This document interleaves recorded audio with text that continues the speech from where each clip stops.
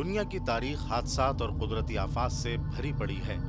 इसमें बाज़ कुदरती आफतों ने तो इंसानी आबादी के बड़े हिस्से को देखते ही देखते सफ़े हस्ती से मिटा कर रख दिया। यह हकीकत है कि हादसात और कुदरती आफात में जलजले से बढ़कर दहशतनाक कोई सानिया नहीं, क्योंकि ये किसी पेशगी इत्तला के बगैर एकदम नाजिल होता है। जियोलॉजी और सेस्मोलॉजी के नज़रिए के मुताबिक ज़मीन की बालाई परत अंदरूनी तौर पर मुख्तलिफ प्लेटों पर मुनक़सिम है। जब ज़मीन के अंदरूनी कुर्रे में मौजूद पिघले हुए मादे में, जिसे जियोलॉजी की ज़बान में मैग्मा कहते हैं, करंट पैदा होता है तो ये प्लेटें भी उस झटके से मुतहर्रिक हो जाती हैं। ये एक दूसरे की जानिब सिरकती हैं और ऊपर नीचे हो जाती हैं, जिससे ज़मीन की सतह पर दरारें या फॉल्ट पैदा हो जाते हैं। इनमें पैदा होने वाले इर्ताश से जलजला आता है। जलजले के हवाले से पाकिस्तान कोई अच्छी तस्वीर पेश नहीं करता है। कराची से 150 किलोमीटर के फासले पर बलूचिस्तान की साहिली बस्ती सुनमियानी के करीब 3 प्लेटें आपस में मिलती हैं। इंडियन प्लेट, अरबियन प्लेट और एरोशियन प्लेट।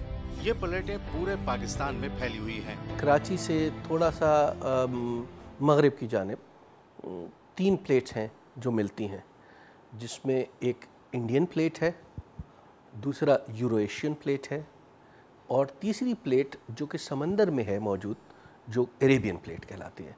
ये 3 प्लेटें आके कराची से कोई तकरीबन 150 किलोमीटर वेस्ट में मिलती हैं और इसकी वजह से इस पूरे रीजन में, इस पूरे इलाके में इंटरप्लेट बाउंड्री होने के अलावा फॉल्ट्स भी मौजूद हैं। और ये जो अरेबियन प्लेट है, ये यूरो-एशियन प्लेट के नीचे जा रही, जिसे सबडक्शन कहते हैं, और ये पूरे मकरान कोस्ट पे है। ये शुरू होती है all the way to Iran.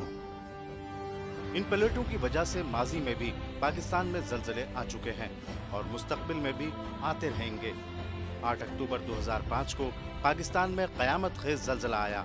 उसने जहां आज़ाद कश्मीर और सूबे खैबर पख्तूनख्वा के हज़ारा डिवीज़न में तबाही फैलाई, वहीं पाकिस्तान का दारुल हुकूमत इस्लामाबाद भी इस हलाकत आफनी जलजले की जद से न बच सका। हज़ारों अफराद हलाक हो गए। ये कहना बेजान न होगा कि इन इलाकों में एक नस्ल तबाह हो गई।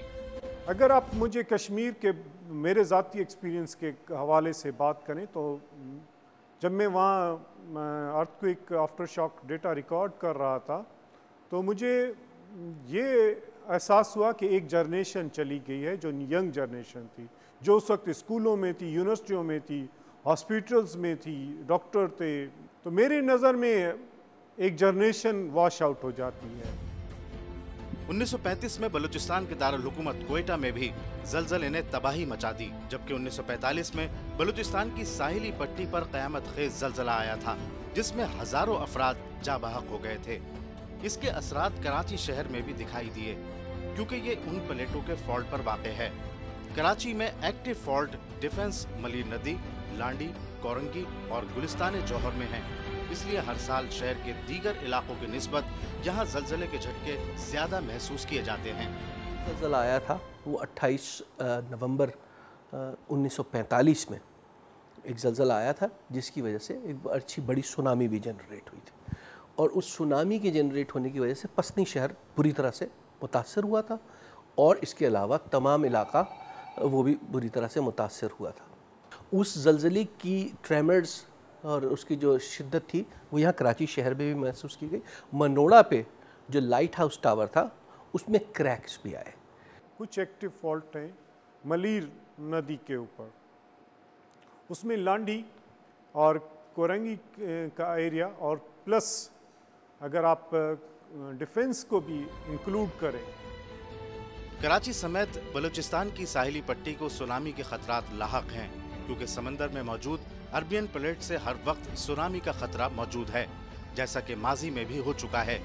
सुनामी के बायस समंदर की बुलंद और खौफनाक लहरें यहाँ की आबादी को सेकंडों में तबाह कर सकती हैं। कराची है, अगर कराची के इर्द गिर्द देख लें आप तो कराची के नॉर्थ में आपको फॉल्ट सिस्टम नज़र आते हैं, जो कि उरनार नार्च फॉल्ट सिस्टम और आखिर में चमन और कोयटा तक जा रहा है।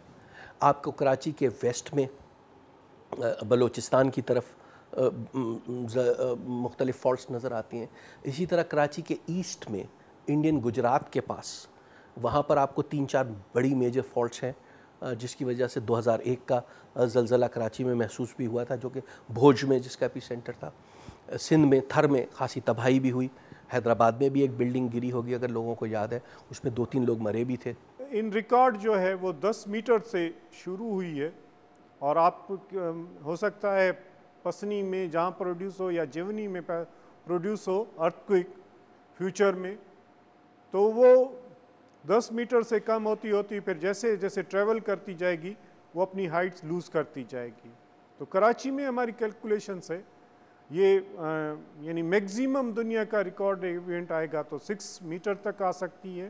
اگر نارمل پرانا ریکارڈ یعنی جو ہے وہ اس طرح کا ارتھکویک آیا تو 2 to 3 میٹر ہائٹ یعنی کراچی کو ہٹ کرے گی، اسپیشلی آپ کے کوسٹل بیلٹ کو۔ ماہرین کے مطابق سونامی کی پیشگی اطلاع نہیں دی جا سکتی۔ اگر اس کی پیشگی اطلاع ممکن ہوتی تو جاپان جیسا ترقی یافتہ ملک اپنے لوگوں کو محفوظ مقام پر منتقل کر سکتا تھا۔ تاہم سونامی اور زلزلے سے بچاؤ کے حفاظتی اقدامات کے بارے میں ماہرین کہتے ہیں، پہلی بات یہ ہے کہ آپ اپنی لائف اگر سیو کر سکتے ہیں، کسی بلڈنگ سے باہر نکل سکتے ہیں، تو بہتر ہے کہ آپ امیجیٹلی وہ بلڈنگ چھوڑ دیں۔ دوسری بات یہ کہ اگر آپ بلڈنگ سے نہیں نکل سکتے تو امیجیٹلی کسی اچھی اسٹرانگ چیز یعنی ٹیبل یا کرسی یا بیڈ کے نیچے آپ انڈر بیڈ جا سکتے ہیں، انڈر کالم جا سکتے ہیں۔ سب سے پہلے چولہے کو بند کرنا ہے، اور کس طرح یعنی اپنے آپ کو پروٹیکٹ کرنا ہے۔ ہم ہیپ ہیزرڈ میں لوگ اترتے ہیں، اور اس میں کیا ہوتا ہے کہ وہ کچلے جانے کا خطرہ زیادہ ہوتا ہے، اور اس سے زیادہ کیجوالٹیز ہوتی ہیں دین ارتھکویک کے ایفیکٹ سے۔ جہاں سونامی کا خطرہ ہے تو آپ ٹاپ ایریاز میں چلے جائیں، چھتوں میں چلے جائیں۔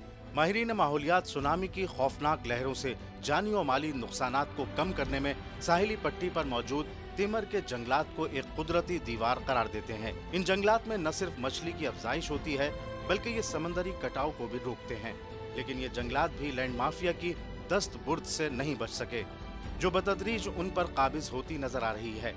موجودہ صورتحال بہت بڑے خطرے کی عکاسی کر رہی ہے۔ مینگرووز کے جنگلات ایک بہت اہم رول پلے کرتے ہیں۔ جب بھی کبھی سونامی آتی ہے، سائیکلون آتے ہیں یا ٹائفونس آتے ہیں، ہریکینس آتے ہیں، زلزلہ آتا ہے، اس میں ساحلوں میں لوگوں کو بچانے میں اور ان کی املاک کو بچانے میں ان کا بڑا وائٹل رول ہوتا ہے۔ NED university of engineering and technology Karachi نے ایک ارتھ کوئک اسٹڈی سینٹر قائم کیا ہے، جہاں ارتھ کوئک پروف گھر ڈیزائن اور ٹیسٹ کیا جاتا ہے۔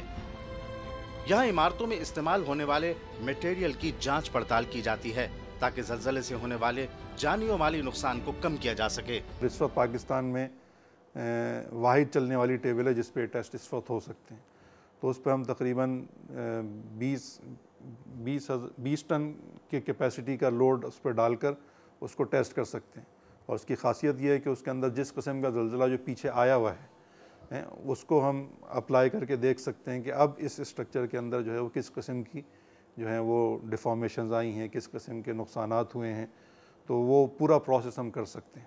کراچی میں جتنی کنسٹرکشن ہے اس میں ہم جو کالم بیم کے کنیکشنز ہوتے ہیں اس کے درمیان ہم بلاک میسنری لگاتے ہیں۔ اب اس بلاک میسنری کا رول کیا ہے، کیا وہ اس کو کیا فائدہ مند ہے، کیا نقصان دہ ہے، تو وہ ہمیں جاننے کی ضرورت ہے، جو ابھی ہمیں نہیں پتہ۔ تو اس کے لیے ہم نے یہ ڈپارٹمنٹ سول انجینئرنگ انیشیٹو لیا کہ ہم اس میں یہ کام کر کے دیکھیں اور پھر لوگوں کے سامنے یہ بات آ سکے۔ ماہرین نے حادثات سے بچنے کے لیے پاکستان میں ان علاقوں کی پہلے سے نشاندہی کر لی ہے جہاں ان خطرات کے وقوع پذیر ہونے کے امکانات زیادہ ہیں، مگر یہ حادثات کب رونما ہوں گے اس بارے میں ابھی ارضیاتی تحقیق ابتدائی مراحل میں ہے۔ اگرچہ وقت کا تعین کرنا مشکل ہے، لیکن عوامی سطح پر احتیاطی تدابیر سے آگہی اور خطرات سے نمٹنے کی پیش بندی سے بڑی حد تک بچاؤ کی صورت نکل سکتی ہے۔